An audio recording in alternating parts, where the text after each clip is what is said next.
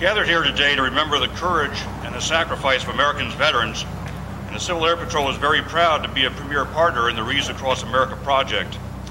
This project was started in 1992 as the Arlington Wreath Project. 5,000 wreaths were donated by the Worcester Wreath Company in Maine to honor American veterans interned in Arlington National Cemetery. Over the years, this worthy project has grown to include around 400 cemeteries in all 50 states, as well as 25 cemeteries and memorials abroad. The presentation at Arlington is still the largest and will decorate around 17,000 grave sites.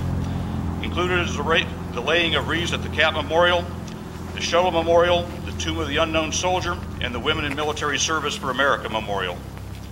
Civil Air Patrol has been a proud partner in the Wreaths Across America project since 2006, and this year Civil Air Patrol will have around 284 units participating with thousands of volunteers, and we'll be taking the lead in over half of the ceremonies. We have three goals this morning, and the first is to remember the fallen. We owe a tremendous debt of gratitude to our fallen veterans, and we remember those who rest here at Beverly. We're surrounded by the graves of roughly 49,000 of our heroes, and we honor them for their courage and their sacrifice. Included in their number are 4 recipients of our highest award for valor, the Medal of Honor. We think of Hospital Corpsman 3rd Class Edward Benfield. He was a member of the Civil Air Patrol before entering the Navy, and during the Korean War he made the ultimate sacrifice, protecting the wounded soldiers or the wounded Marines in his care, giving his life so that they might live. We also think of Sergeant 1st Class Nelson Vogel Britton, who was killed in the Korean War, Private 1st Class John W. Dutko in the World War II, and First Sergeant Bernard A. Strasberg of the Civil War. As in all cases, we remember their lives and their courage. Also remember 2 former members of the New Jersey wing of the Civil Air Patrol who were killed this year while serving in the armed forces. Army Specialist Michael Scusa, who was a member of the Cape May Composite Squadron, who died while on active duty in Afghanistan in October, and Nicholas Giglio in the United States Air Force, who was a member of the Ocean Composite Squadron in the 1990s, and his aircraft was involved in a mid-air collision off South Carolina. Our second goal is to honor those who serve. Members of the armed forces, and to a lesser extent the auxiliaries, live a life of service to others.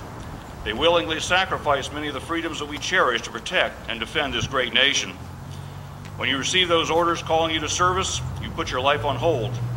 All of your dreams, plans, and aspirations have to wait.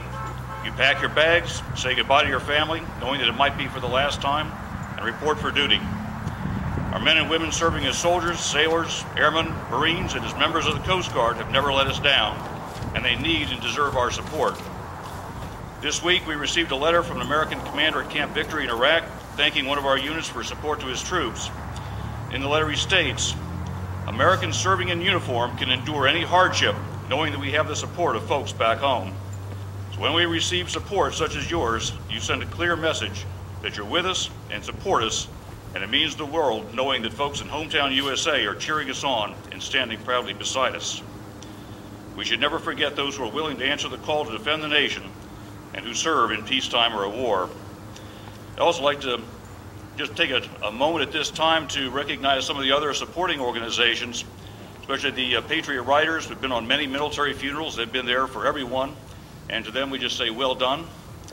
Also want to recognize especially the Vietnam veterans groups in the local area, the USO. When our troops come back from overseas, they usually show up at way in the middle of the night. Those 2 organizations are standing there making sure that they get a welcome smile and a good hot meal. So they're there for every flight. And we just want to recognize them at this time. Our third goal is to teach our children the value of freedom.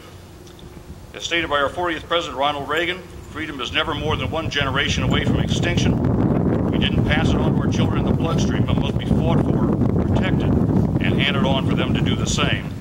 Well, one day we'll spend our sunset years telling our children and our children's children what it was once like in the United States where men were free.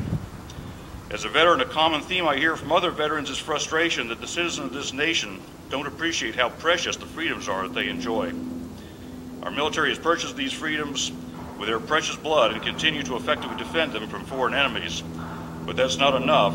As citizens, we enjoy both freedom and responsibility. It's up to us to be involved. We need to exercise our right to vote and to do so wisely.